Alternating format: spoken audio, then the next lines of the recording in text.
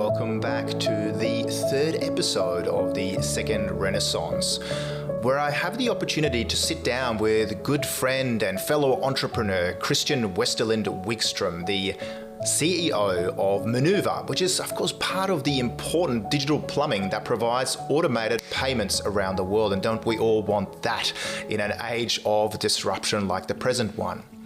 We go down a trip in memory lane for Christian, ending with the fact and the realization of us growing up incidentally on the same street in Stockholm, Sweden about 35 years ago, before covering his time as a speechwriter for a lord in the United Kingdom, his times in Vienna, Austria, advising a family office, and their agribusiness ventures in Harare, Zimbabwe, where he found himself living for several years together with his wife, Angela, and how that led him to a journey around the world to eventually finding himself in the FinTech space in Sydney, Australia, where his organisation and brand keeps taking out nominations and awards in the FinTech space. Ladies and gentlemen, I give you Christian Westerlind Wigström.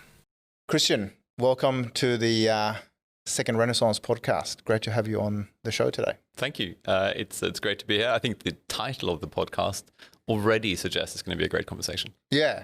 Well, and we've got a fantastic guest here today as well. We're sitting in North Sydney in Australia. Yeah. On the other side of the world to where we're actually from. We're both not only from Sweden. From like the same street. We actually found ourselves here on the other side of the world somehow magically. Yeah. Despite growing up in Stockholm, Sweden, at Karlavägen and Engelbrektsgatan in the middle of Stockholm. That's right. About 40 odd years ago. And the funny thing was that when we saw each other here, the first sentences we exchanged were still in English because I don't think either of us was entirely sure that the other one was who it might be. And then, I mean, we broke the ice pretty quickly, but it was like, wait a minute, did you go to that school? Yes. Oh, well, oh my God, it's you. Yeah. So it's just funny. It just kind of shows you how globalized the world is and how our sort of, life fates have gone in tandem to a degree. And we're certainly today going to talk a little bit about your journey to Australia from the olden world of Stockholm, Sweden, where we did grow up, just a kind of a stone's throw away from each other. But we find ourselves in the year 2020, so we fast forward from the very early 80s in Stockholm, Sweden, to a year that feels a little bit eerie. It sort of feels like the science fiction movie 28 Days Later, or maybe it's a zombie movie.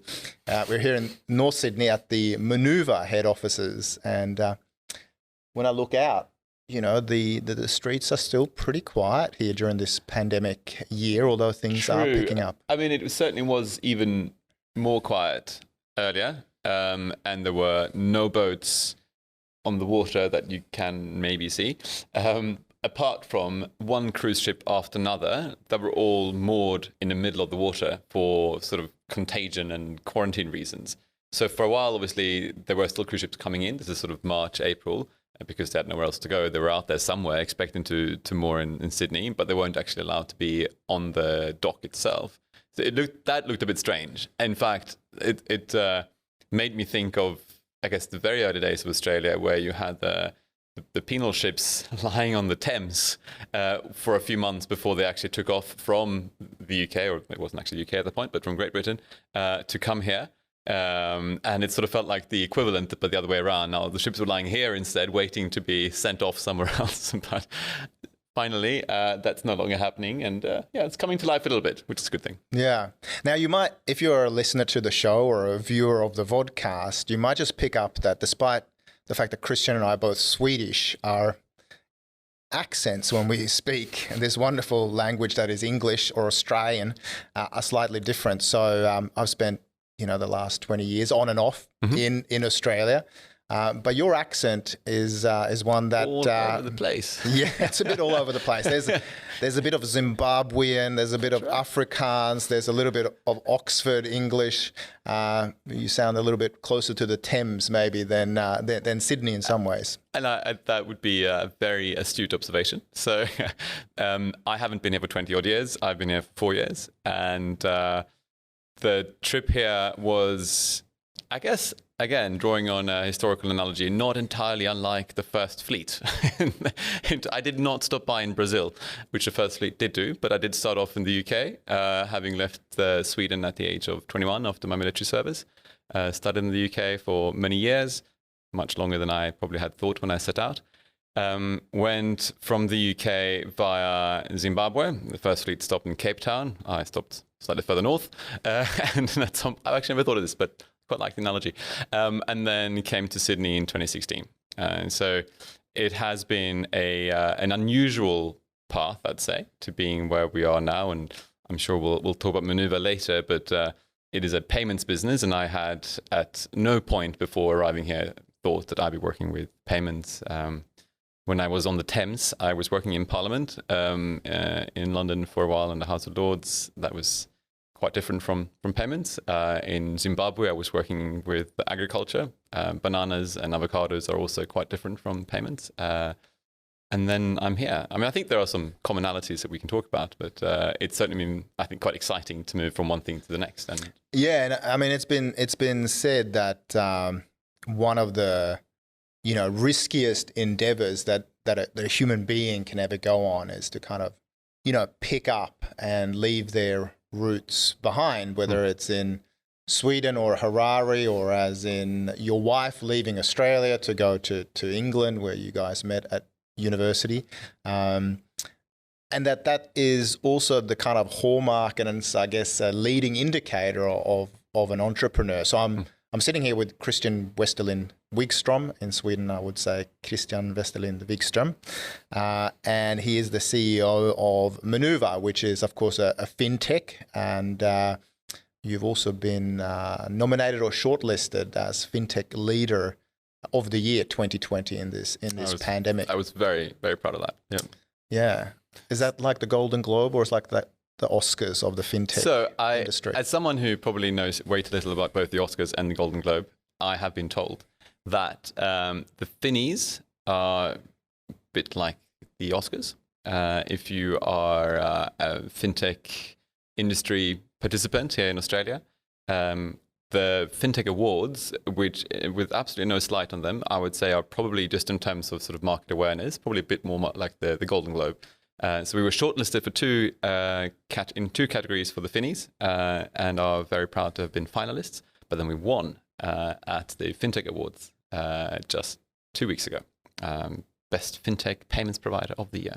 Fantastic. Yeah, that's very exciting, actually. Now, I mean, as a futurist, I guess I get to be the narrator or the science fiction storyteller. I mean, we do work with, lots of major banks around the world, and I've sort of been warning them about the emergence of fintechs and the decoupling of financial services from traditional financial services players, and the sort of creative destruction possible when fintechs see friction and market opportunities.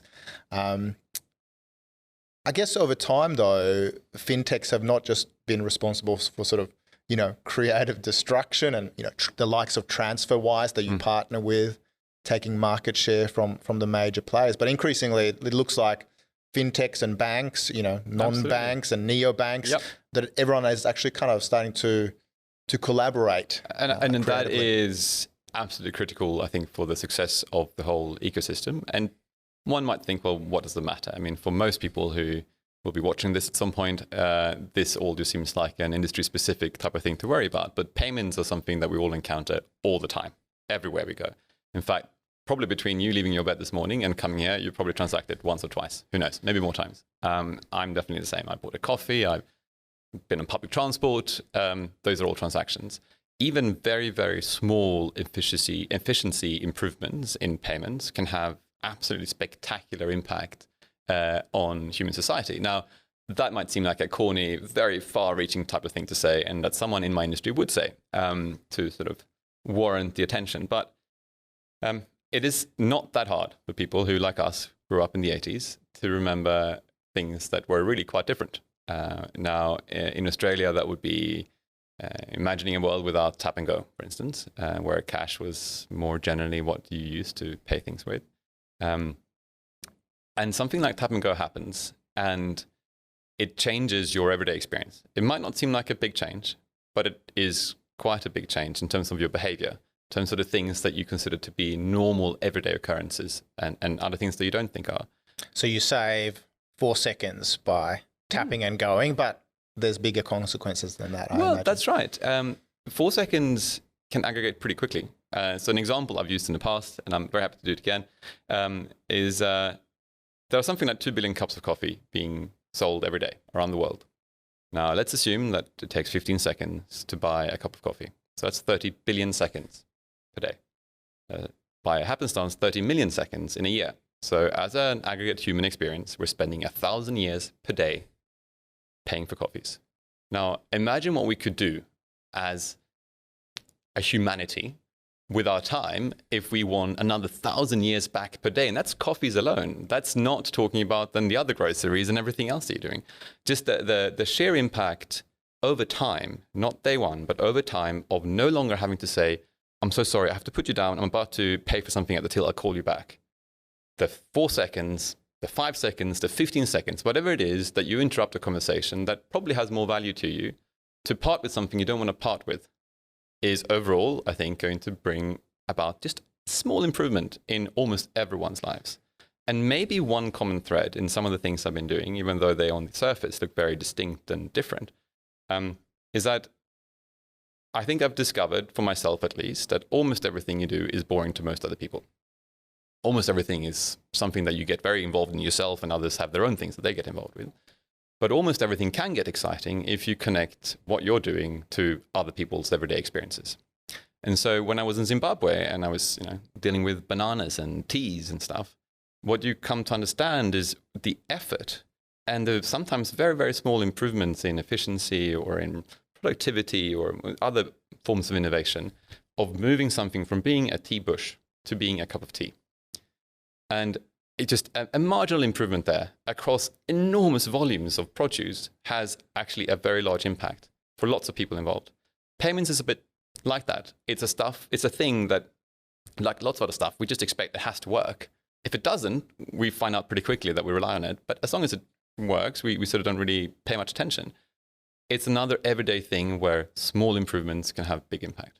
And it's not necessarily something people think about actively as a lay person, right? But if you're a business, or if you're an entrepreneur, or if you run an Airbnb business, or if you're settling on a mortgage, that's right. Time matters, and certainly the clearance of money into your accounts in real time certainly matters. And even as an entrepreneur, shortening your cash flow conversion cycle is something that's critical. I mean, even Ruslan Kogan from Kogan.com said recently that business growth or revenue is vanity, profit is sanity, and cash flow is king. So you guys kind of okay, sounds good. I like that. And you enable that cash. That's right. And again, there are so many different levels at which it may have or would have an impact. It is just the everyday convenience for a single individual. There is the slightly larger, in fact, it could be quite a large impact. Let's say a larger utility provider,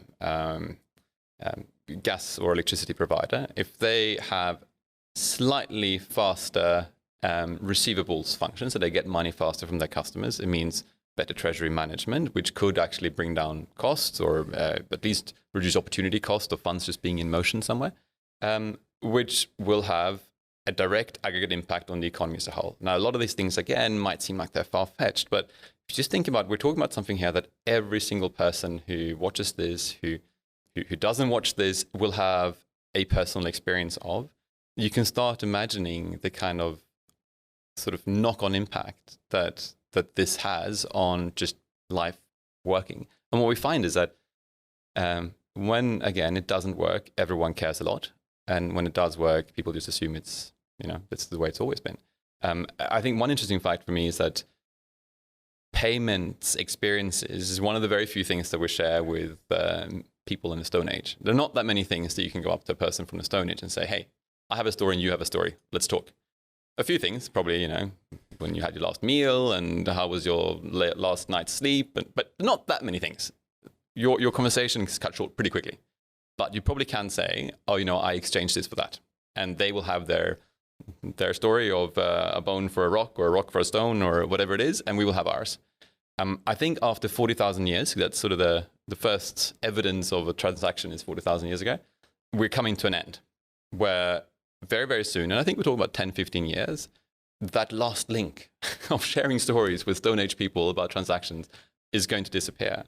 And I think that's disappearing because while we're all so future-oriented and smashed avocado eating and feeling like we are in the best and most pioneering world, all of which is probably true, we are still, I think, in an interregnum when it comes to payments. An analogy that I use often as well is that between open fires and torches and the like, but before electricity, there was kerosene. Kerosene was this amazing invention where everyone thought, this is it. Like all of a sudden, who's going to be using open fireplaces anymore? Here we can control the size of the flame very easily. Much easier to transport kerosene than logs of wood and whatever it is. But the day electricity showed up, kerosene was as if it never happened. But for a brief 25-year period or something, it was the thing. I think right now we are in the kerosene phase of payments. So, first credit card or something that looks like a credit card was a Diners Club in the 50s. Until then, it was always a physical token of value that was literally handed over. You parted with it.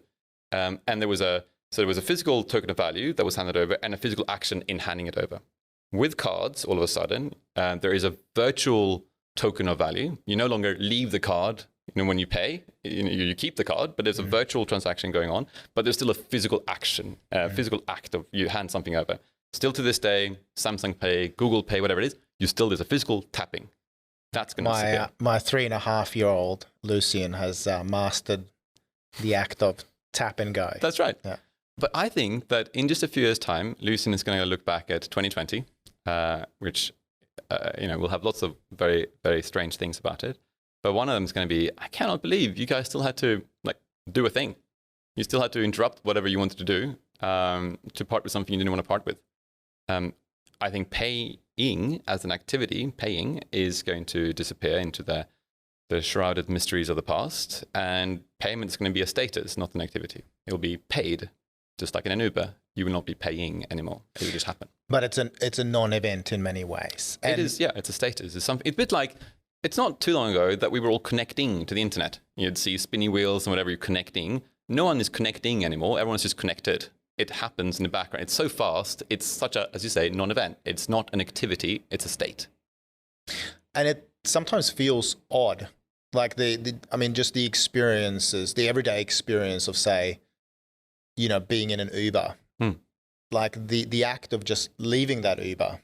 Yeah. Without having to do something physical, pull a card out, out of your pocket or your wallet or, your man bag or your handbag and tap, it's just disrupted that. And so the idea that payments can happen seamlessly as a non-event in the background is something we now kind of take for granted. So when you do step into a taxi now and you have to do the physical thing with a card or with cash, not only is that, card or cash a potential vector for the virus, as we know, but it feels somehow foreign. But it's also the fact that we still call it an Uber experience.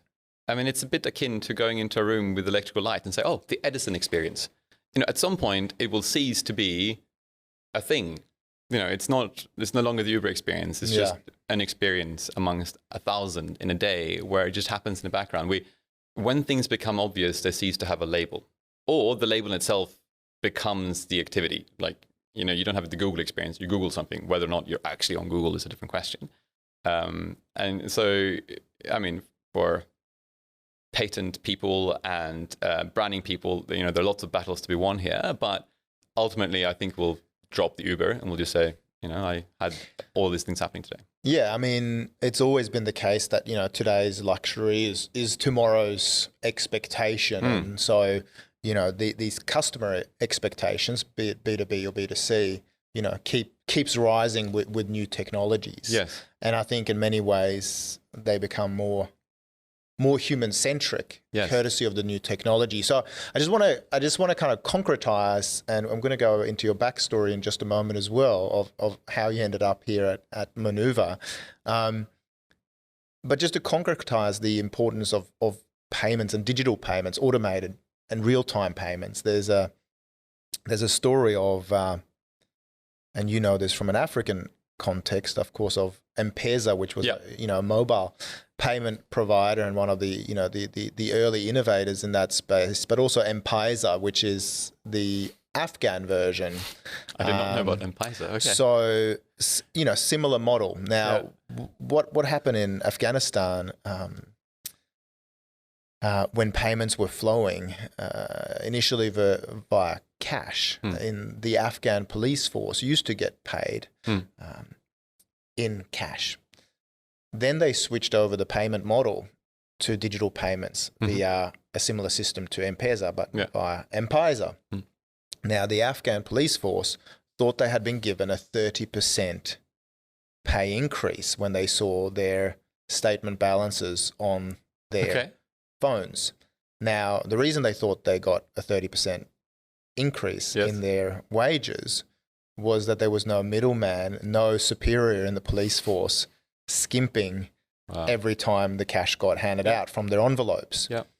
So I think this sort of concretizes, the experience of being paid, not just on time, but also that there's no middleman and women. Absolutely. And it's very easy to get lost in some kind of Western bubble and thinking this stuff only happens here. In fact, M-Pesa, as you bring out in East Africa, was a very, very early mover. And in Zimbabwe, there was EcoCash and a few other ones that are really, really advanced. Now, we might think of it as a strange sort of anomaly that how can something that is an environment that on the surface looks like it maybe has a bit to go before it gets to look a bit like this.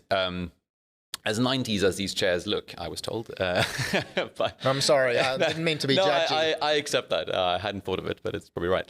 The fact is that harsh conditions sometimes breed the best innovation. M-Pesa, I don't know the backstory to M-Pesa, but what you say rings very true. M-Pesa was one of several reasons. It was one of several reasons for M-Pesa being created was the fact that a lot of people working in the cities, particularly on the coast, so Mombasa or Nairobi is not on the coast, but cities that were not immediately around where people were maybe necessarily from, and then they'd go home over holidays or depending on the agricultural calendar, harvesting seasons and so on, and they would travel with cash. Now, that was very dangerous because a bit like highwaymen in the day, whether it was here or in Europe, it was not uncommon that you lost a fair bit, maybe 30%. In that case, it was sort of outright robbery as opposed to outright corruption. But it was a way of skipping that whole step. And what this brings out, other than thinking that we're not alone sitting in Europe, America, or Australia, is also that financial technology is, of course, not a new thing. I think we're all quite self-conscious fintechers, and we think everyone has to be more or less hipster and pet camels and whatever else goes with the profession. But connecting finance with technology is, of course, not new. I mean, you can go really far back, and finance and technology are, in fact, inseparable. In fact, you can probably go back to those 40,000 years. But even if we don't strike quite as far back, I mean, Knights Templar, first banking system. In fact, they were solving exactly the same problem as M-Pesa, which was it was very dangerous to carry gold bullion from, say, Paris, where you started off as a crusader, and to the Holy Land. And so wouldn't it be much better if you could carry some token that I was owed that money and then cash it out when you arrived in Jerusalem? And so that was the first international banking system with fractionalized banking. That was really cutting edge. And to this day, we're using the same type of principles. Both being Swedes, we know that in the Western world, when you stopped using the actual value of something to be exchanged with a note of value, having the first Western note, money note, that is a 16th century innovation. The Swedish central bank brought that out under the reign of Charles XI. And so these are all steps in a very, very long chain of financial technology. It just so happens that in the last 10, 15 years or something, we decided we're cool people. This is new. What we do is new, but the fact that we're doing it is certainly not new. And the technology was paper-based or on some kind but of... That's true, absolutely. But it's easy to look at it with myopic present-day eyes and think that the marginal increases are, the marginal benefits are bigger now than then. If we think about telecommunications, it used to take, at some point, about 2 months to get a message across the Atlantic. Early 1500s. At some point, you speed it up, and it ends up being 1 month, 2 weeks or something. It was sort of pretty speedy sailboats and ships, early 1800s. At some point, not too much later, you find you have a cable under the Atlantic. All of a sudden, the relative change of going from 2 weeks or 1 week to a matter of minutes is maybe even bigger than shading that minute down to a millisecond. Arguably, once we start talking about a human impact, we're standing on a lot of shoulders with a lot of giants here. But yeah, of course, the tools are different. The objective is sort of the same. So the savings of the 4 seconds now with tap and go versus having to pull out your... We're in a luxury time of optimization. And we're going to continue that. And I still think that 1,000 years a day is a pretty big saving for us as humankind. Most things that happen now are very big because also the very large number of participants. And we're 7 billion people that somehow buy these 2 billion cups of coffee every day. That's more people than have ever been alive in the combined history of humankind are alive right now. So changes now have very big impact. So the idea that there's all this human potential and latent potential in terms of time savings, and it's often said that the most precious resource we have is time, and you're a real enabler of saving of time. So it's going to be interesting to see where we can apply all of this latent human potentiality towards creativity instead. Disappointing if we spent those 1,000 years per day just reading another story on a cute kitten somewhere. I just hope we do something good with it. Yeah, fantastic. So I'm curious to go a step or a few steps backwards, because your backstory, before you ended up at Moonova is quite fascinating, and my wife loves this accent of yours as well. And incidentally, we also, given that we grew up in the same street as each other, both ended up with women who grew up here in Australia, which in Sydney, is also very strange, from the same suburb, and who went to. I wonder if there's a third couple schools. Like that somewhere. Yeah. Well, maybe if they listen to the podcast, we'll find another couple that has gone down a sort of a parallel path. But so you did your military service in Sweden, and then you found yourself in Britain, where, and of course, listening to you as well, it's always fascinating. It's always like a history lesson. But you did your master's in economics at Oxford University, and then you also did a PhD in international relations. Found all of this on LinkedIn, You did very well. But then from there, there were some interesting twists and turns that. I think what happened was I always thought, being sort of continental European, doing a 3-year degree didn't really seem serious. So in the UK, a bit like in a lot of the Anglo-Saxon world, the bachelor is 3 years, and a lot of people end there, or at least used to end there. I always thought that summer masters would always be part of the deal when I got to the UK. So I ended up doing a 2-year master's, so it ended up being 5 years, and thought that is probably it. But just at the very, very end, in the last shivering month of my master's degree, I met this incredible man. He is an economist and a member of the House of Lords, prolific author, and the probably best known biographer of John Maynard Keynes, Robert Skidelsky, or Lord Skidelsky. And he needed someone to help him write a book about global governance. He sort of thought, I don't think he'll mind me saying this, he thought that he was probably coming towards the end of a very prolific writing career, and he'd write this one last sort of elder statesman type book. This is how we govern the world. This was all happening. We spoke in May 2008. I was going to Mozambique for 2 months to teach panel data econometrics at the University of Maputo, which was cool. And at the end of that, I was meant to come back, to the UK and meant to help him with his book. Of course, September 2008 happened, Lehman Brothers collapsed, and this idea that you would finish your extremely active writing life as a biographer of John Maynard Keynes at the time when Keynesianism was all of a sudden no longer something for the museum shelves, but pretty damn in the middle of things, meant that this global governance book was in the end never written. But I had, I guess, two options. I could either go into what I thought would probably be economics consulting or something in London at that time, or I could try to see, was there a way of creating a serious, credible background where I wouldn't be just lying on a couch in between, to working with Robert Skidelsky at the House of Lords. And doing the PhD was something that I hadn't really thought of, but I realized this could be a great opportunity. I loved Oxford. It was an amazing place. I made some very, very good friends there, met my wife. And I thought, well, it will help me do two things. First of all, I had sort of started getting into the research bit a bit. I can work part-time for Lord Skidelsky, and I was sort of trying a few startup things, all of which failed, all of which were great experiences, but really miserable failures. But so I'm telling you the story because it was then ultimately through Robert Skidelsky, whom I worked for, probably in the end 5 years, on and off, a very good friend, came to Zimbabwe to visit us, etc. At the end of my time with the PhD and working with him, I had also done a lot of work for a think tank in New York.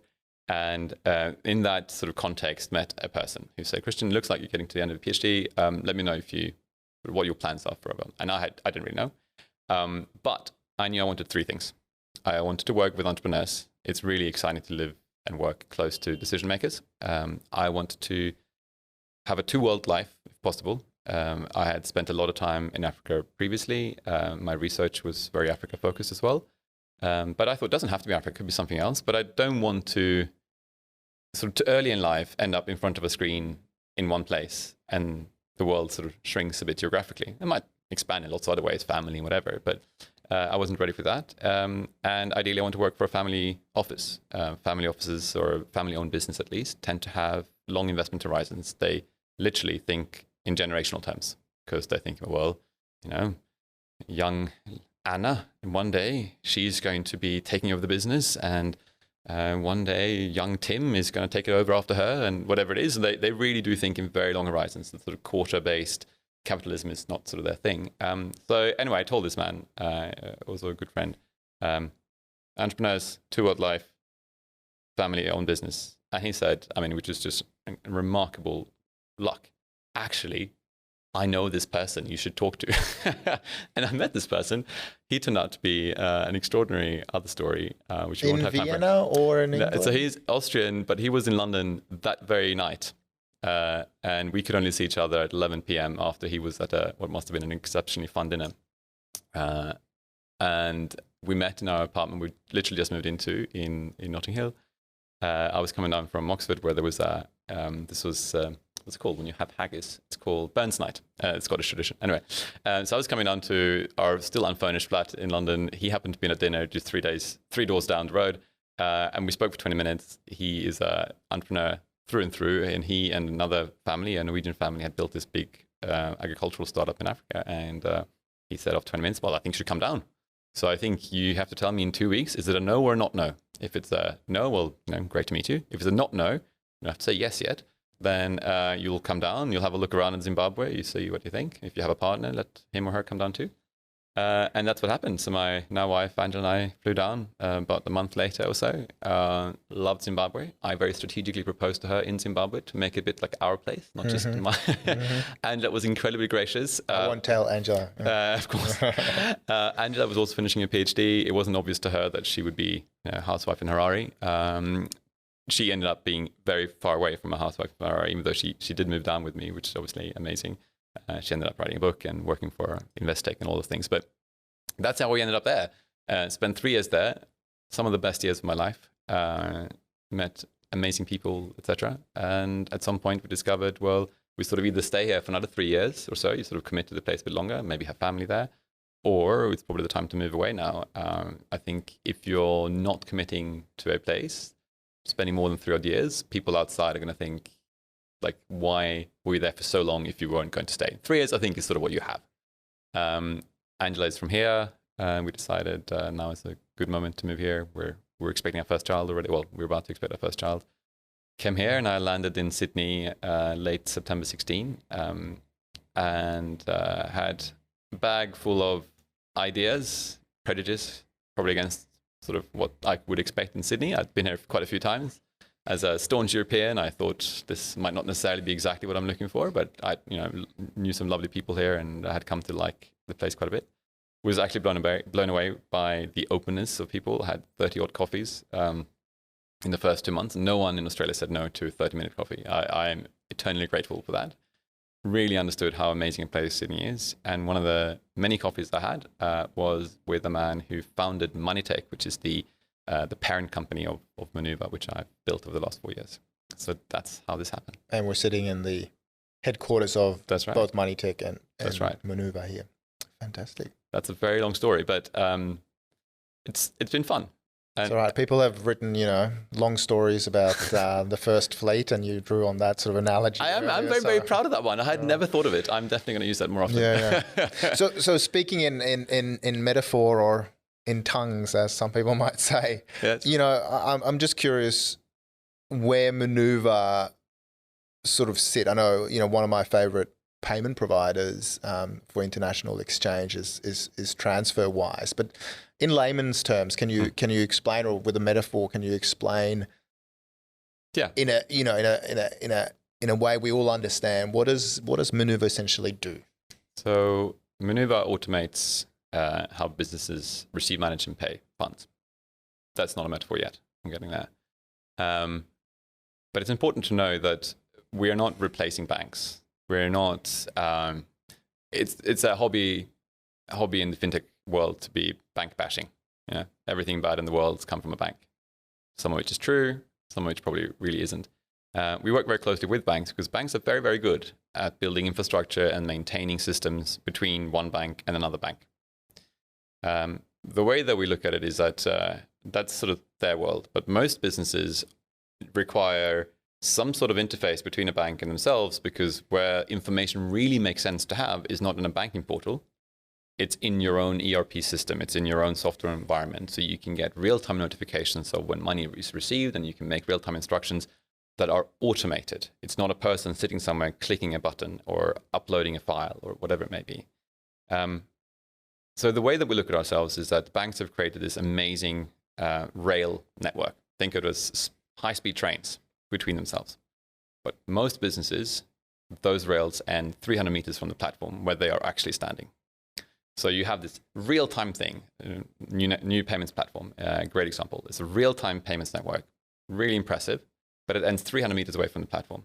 So you have to walk 300 meters to get the information and get the funds that you saw happening so quickly until there, which essentially means you might as well wait 2 hours and do a batch payment instead. We build the last 300 meters of rail so that the information and the funds arrive just where you need them, not where sort of the bank infrastructure ends. So I'm just thinking then, so, we've got clients in the United States and who pay us for our services, and we might ask them, rather than, pay from their US bank entity into our Australian bank entity, we might say, hey, would you mind saving us a fair chunk on the exchange rate and paying us via TransferWise? Yeah. How does the money turn up in my account, and what role in that transaction does Moonova So play? a better example, if you don't mind, would be if somehow you were paying them, because we service the Australian entity of TransferWise. And so our main services regard the collection of funds in Australia to go overseas or to their cross-border account. The same thing would apply if we were a US-based company, but let's just to be specific. We help them receiving funds immediately. So say let's use an example. You are paying a family in Sweden for that wonderful gift that you were meant to pay for. And the beginning bit of that international leg back to Stockholm is you pay into a domestic bank account. that account number is unique to you. In the TransferWise world, they've given you a specific account number that no one else has. They have in turn got that account number from us. When funds are paid to that from your normal banking portal, whatever bank you're using, by the time your mouse cursor moves from the pay button in, I don't know, NAB or CBA or Westpac, whatever it is, the money has been received in this account number. We have reconciled against that. Essentially, we're telling TransferWise, congratulations, you got $100 from Anders into this account number. And they can then immediately, if they want to, they can send you a message saying, thank you very much. Here is your topped up balance or whatever it is. So it's the real-time receivables and the real-time reconciliation of those funds, as well as allowing them to give us a real-time instruction on what to do with the money next. We use TransferWise as an example here, but there are lots of businesses that have very large ongoing flows of funds. It is not an industry-specific problem that we're solving. It is industry agnostic in that sense, but you generally are a large technology-focused platform business to make the most use of our services and support. But we're also working with utility providers and others. Now, I have a question for you. Now, this is the second Renaissance podcast. By the way, I'd never had a podcast before this. I'm impressed. What is the Renaissance component? So we're talking about creativity. Is that what you think of as Renaissance? I mean, obviously, I love the Renaissance. It generally means rebirth, right? I mean, literally, it means rebirth. First time in Florence, this time apparently in North Sydney. What is the Renaissance component of the thread that you're spinning? Yeah, so I think the thread we're spinning together. I mean, fascinated in your entrepreneurial journey, but the argument is essentially that there is this flourishing of human creativity that in many ways I was already seeing in terms of some patterns and pattern recognition even pre the pandemic, oftentimes enabled, as you pointed out before, as a labor saving technology, automation, artificial intelligence, robotics. What we were seeing around the world is that we're saving humans time and drudgery. Yes. And because of technology or the saving of 4 seconds or having to enter data or punching spreadsheets, we can help humans do less of the menial and do more of the meaningful. Yeah. To do more of the humane and less of the mundane. Like that. And I do see technologies, including payment technologies, as a way for us to save time. And I'm starting to think about the kind of end zone here in our dialogue.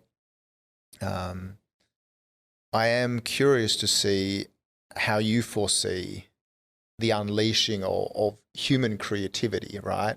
And a rebirthing of human potentiality, like we saw in the first Renaissance. We had a pandemic that hit Florence. Half of the population wiped out.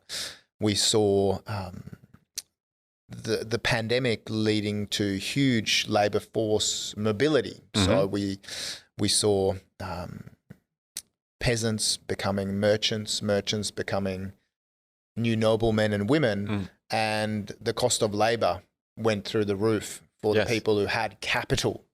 So capital was being redeployed, and people got actually paid more for their labor. We had the rise of the likes of Da Vinci and some great political philosophers, and there was a flourishing of human art. So we're using it in that context that maybe despite the tough times that we have gone through with lives and livelihoods impacted this year, that there's sort of this early dawn of human creativity. So I love the optimism of that. I'm definitely a glass half full type person. Generally, I'd probably say it's full, even though it's only half full. So I would love to believe that all of this that we're working on in whatever sphere of life or society that we're active, that it's going to lead to a richer life. Not necessarily wealthier, but definitely richer. There is, however, I think always a nagging feeling that somewhere we're not sort of making the most of everything. But that is quite a weak argument, and it's certainly never an argument for not doing something, because you allow for choice. And the small number amongst us that are going to use those 4 seconds for something productive, something creative, it's worthwhile even if just one more person uses the 4 seconds for something. I would argue that I think first of all, I really like the historical analogy. It's always something that's close to me. Very few people remember the extremely close link between the plague pandemic at the point and the labor market changes. I mean, that really had huge implications, and many say that's really the dawn of democracy in Europe, because all of a sudden noblemen had to actually really care about what the peasants said, because there's so few of them. They actually had a competitive advantage in hiring, so you need to pay more and you had to allow them more freedoms, otherwise they'll go to the next noble person and whatever. So hopefully we'll see some of the positive aspects of that happening now too. But I think over time we will need to distinguish ourselves and justify our time, not just to ourselves but to other people around us. And things that are now highly technical, often highly valued as well, is not necessarily the best use of human time. It might be a good use of time of a robot or an algorithm or something, but not necessarily the best use of human time. And as we become more automated and as we expect things to happen in the background, whether it's payments or something else, we have this luxury problem of what do I do with my time? Still, somehow, we seem to work harder and harder and longer. Keynes, to go back to him quickly, wrote an amazing paper, a very short one. I think it was called something like Economic Prospects for My Grandchildren, where he believed that by roughly now, so 2010, I think was the year or something he used, efficiency in manufacturing and so on, and he wrote this in the 30s, would have come so far that no one will work more than 8 hours a week. And the rest of the time, he belonged to the Bloomsbury Group, we will be writing poems, and we will be painting, and we will be having philosophical arguments, and basically for the betterment of humankind.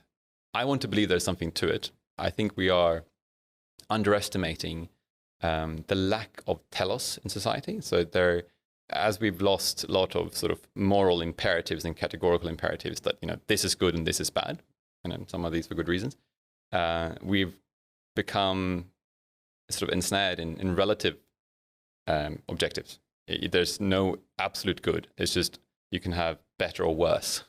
And generally it takes the form of money. It's stuff that you can count. No one says, I am rich enough. Most people say I'm richer than or poorer than.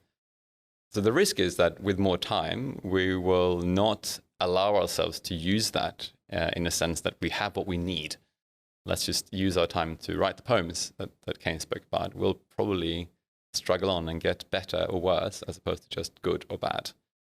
Having said that, I'm an optimist, and I think that amongst all these people, there will be a few, and then even more, and then more than that, who, with the opportunities that automation and technology allow, will bring all of us, I think, to new levels of excitement.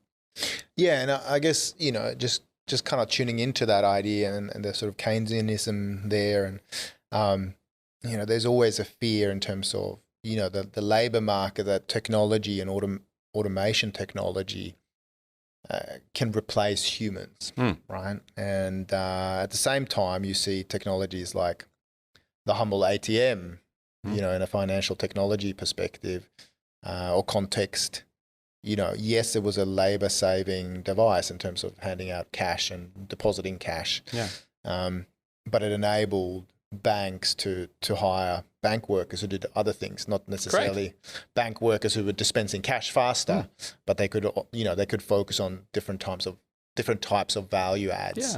Yeah. So I'm curious, and I think Keynes said, correct me if I'm wrong here, that, and I'm paraphrasing, that, when the external facts change, I change my mind. And then he added, exactly, don't you, whatever he said. What do you do? Yeah, I like that.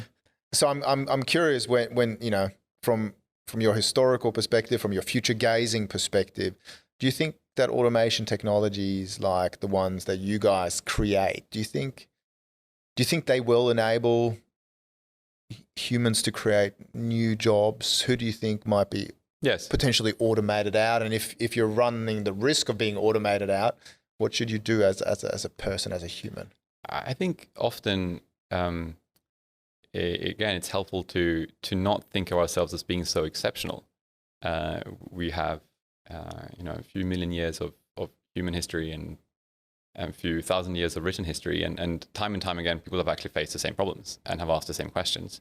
And time again, what they thought was, catastrophic, with exceptions, have turned out to be not necessarily so bad. I mean, there are very few people nowadays who longingly gaze at a riverbed and go, I wish I was there washing my clothes.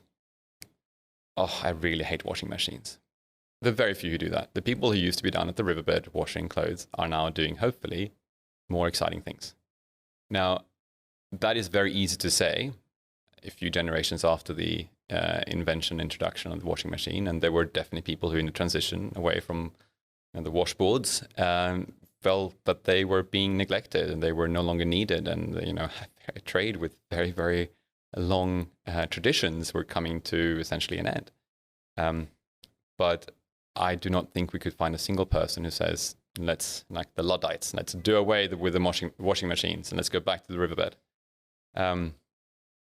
So we will all find that there are times when what we are working on is no longer the thing that people find the most useful, the most interesting, the most helpful. That doesn't mean that there aren't even more things to work on, but it would be superficial. It would be naive to not believe that there are tensions and conflicts, that there are people who are more or less vulnerable. Generally, I think for anyone who's a decision maker, whether it's politically or commercially or something, again, trying to not think of ourselves as facing peculiar and sort of specific problems that have never happened before will help us draw some of the lessons from history. And I don't think history repeats itself, but as someone said, I can't remember who said, history rhymes. That there are things we can learn, and generally we have made progress. We haven't regressed. And I think, as we look towards the future, I think sometimes the human tendency tends to be to maybe not ask questions, or maybe not sit and have that space to actually be creative, to get maybe too operational. Of course. And because we're doing menial or even mundane work, we kind of go, I'm not going to get to the humane or the really meaningful stuff. So I'm curious what you sort of see as the human skills that might be in demand in a future that is increasingly automated. I probably only have a layman's idea of this. So lots of people have much better ideas, but I imagine that there are probably two at least. One is human interaction. Humans like speaking to other humans and being with other humans more than we probably most of the time like being with machines. And I think would sense it would be a feeling of insulting or sort of insult or resentment to be spoken to as if the computer was a human. And I think we generally prefer other people. So whether that is as, packaged up in jargon, sort of stakeholder management, or whether it's just being people with other people who can bring inspiration together and the like, I cannot see that disappearing anytime ever. We can have computers who are very, very good at so many things. I just cannot see that happening. They might be great tools, but they're not going to be leaders. I also think that truly free-flowing lateral thinking is also something that is very hard to think of in a non-human context. We even have strange connections in our heads between colors and temperatures and flavors. It's not obvious at all that red and hot and strong, or sort of chili flavor, that they somehow belong together. But they do. No one would think of red and cool. It's just whether that is because of fire being more red than it's being blue, but there are blue flames, and yet blue generally we think of as cool and maybe cold. And that kind of thinking, which, maybe that was a useless example, but stuff that isn't easily put into an algorithm, or if it is, then it probably requires sort of machine learning more so even than AI, because ultimately it has to resonate with a person.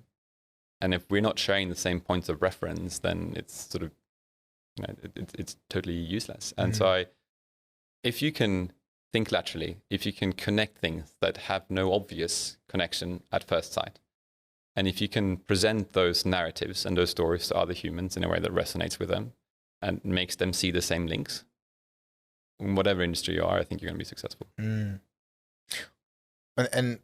thank you for maybe being the symbol or the personification of some of those things when people say, that's a great compliment. Well, Stockholm, Sweden, military service, speech writing for a lord, running agribusiness, investment funds in Africa, and then drawing on the analogy of the first fleet. We've talked about the Renaissance and how you ended up here leading a FinTech in Australia. Not all of those associations are immediately obvious, but true. They make for a creative entrepreneur that I'm sitting and having this dialogue with. So maybe just as a final question, then, given what you're seeing, automation and some of those human skills of the future, what advice are you giving to your daughter, or what kind of parts of her innate personality are you trying to nurture as she faces the future of work? I mean, so many of them have a ponytail at this point. She refuses blank. She will only have her hair loose. Having overcome that challenge, hopefully quite soon, I think the biggest thing to bring anywhere, with risk of sounding corny, is empathy. Empathy, I think, is core to human existence, and it might sound vague, but I think it's actually quite specific and it's quite precise. If you cannot put yourself in the shoes of the person sitting opposite you, you cannot tell them, to go back to what I said earlier, a story. And if you can't tell them a story, then there is no way you can lead. There's no way you can create a connection. There's no way that you can make interesting what previously was not interesting, and therefore there is no way you can have a proper exchange. So I think empathy. Can you put yourself in the other person's shoes? Can you think about what they would think about of you? That is, I think, core to a lot, from happiness to success. And we all need to work on that, and including my daughter, who needs a bit of empathy too, I think. Yeah, I've got a toddler the same age, so I'm going to go home and tell Lucian about the importance of empathy as he prepares himself. You might turn the other cheek, and they might not. But anyway. Yeah. Well, it's been a great innings. Thank you. And I've loved it. I've appreciated the dialogue. Thank you for sitting down with us on the second Renaissance, and I wish you and your family and Moonova all the best in this emerging world of hopefully a great economic recovery as well. Thanks, Dennis. It's been wonderful. Thank you. Thank you. Thank you for lending us your ears here at the Second Renaissance. If you like what you have just heard, we'd love you to give it a thumbs up or subscribe to our podcast in your major podcast catchers. And of course, if you just want to rave about it to your friends and relatives, feel free to do so as well. We appreciate all of the digital and the analog love you can give to us. We look forward to seeing you next time in the future here at the Second Renaissance.